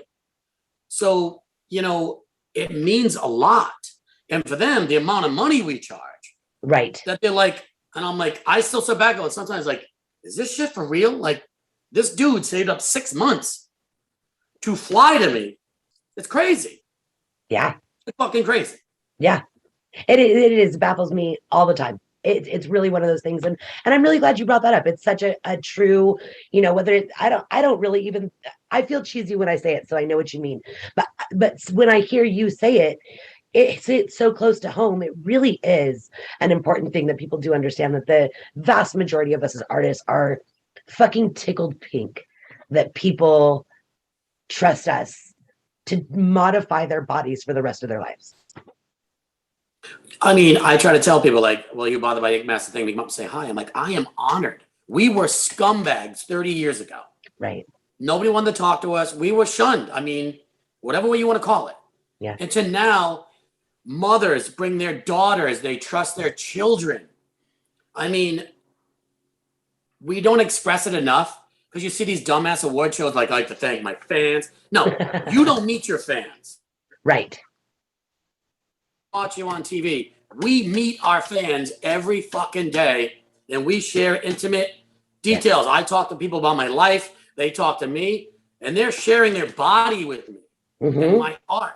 I mean, we're We're not rock stars. We're better than that. And I'm going to say it. We interact with our fans every day on a daily basis. It's too bad doctors and people like that weren't thought of as highly as we are. You know, Agreed. and well, they don't go out and party with them like we do. But anyway, True too. I mean, I truly like these are the people that like look up to me for whatever weird reason. Right. And you also, they're honored. They brag about you. Yeah. And it's strange to me. It's I still agree. strange. Me too. And to appreciate it, you know, like I said, I want to come off like the award show, like the typical reading off a sheet. But it really do. I mean, we are who we are because of these people. Yeah. All walks of life, from people who have no money to people who have a lot of money. It's just amazing. Yeah, I agree. I think that's really And that's what I guess, really awesome like, point. everybody needs to know that. Like, your small little flower and name made me be who I am today. So please appreciate that. Maybe I don't remember it anymore, and I see you go, oh yeah, now I remember that. Right. Yeah, bring that in when I fix that. Yeah. Bring Let that me back just set in. up. that wasn't my good day. That was a long time ago. I can't express enough how fortunate we are to get to do what we do and interact with the people we do. I think that's amazing. I think that's a really great point to bring up. They love us. They want to be around us. How do you even express that? Yeah. Yeah, it's crazy. Speaking of wanting to be around you, I want to end off by talking about your convention. Yes. Tell me about this. Where, okay, when? So it's in Mohegan Sun. Where's that? Bakersville, Connecticut. Okay. It's an Indian casino, Native American casino. It's a beautiful establishment. I live close. I know a ton of people that work there. Well, awesome. So when is this? It's called the New England Tattoo Expo. Okay. It's the first weekend in April. I believe it's the first, second, and third, which works good too because there is military bases within 10 miles. So there's 7,000. What kind of military? Marine Corps, Army, Navy? It's Navy. It's the Navy submarine base where they teach the Navy kids. It's the Coast Guard Academy. I will be there in April. Yes, you will. Yes, I will. Well, I'm There's excited. a website up. It's Instagram up. Like, you can check it out. Perfect. What's the at Instagram? I'll put it up on I think here. it's New England Tattoo Expo. Okay, perfect. And the website's the same, newenglandtattooexpo.com? Yep. Awesome. And yeah, so I just want to thank you for coming on and doing this lengthy. Thank you so much. Anytime. You're a doll. Thank you very much. And I will see you in April. I hope so. Bye. Bye.